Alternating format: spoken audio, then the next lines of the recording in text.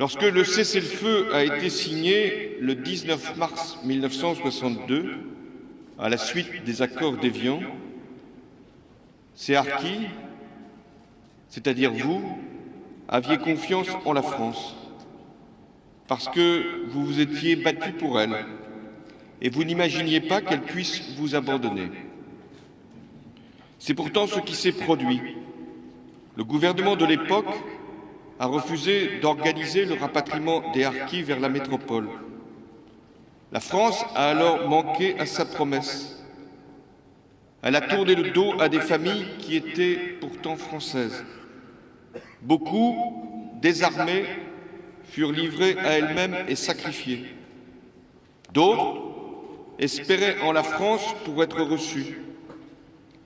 Débarquèrent malgré les instructions officielles, sans ressources, sans attache, et furent accueillis dans des conditions indignes.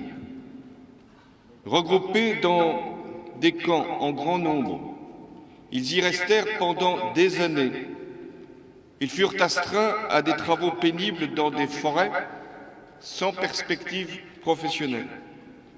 La prise en compte de leurs droits fut longue à obtenir, et leurs enfants ont souffert de ne pas être pleinement intégrés dans la République.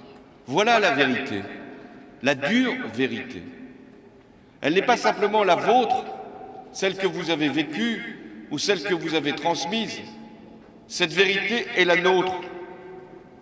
Et je l'affirme ici clairement au nom de la République.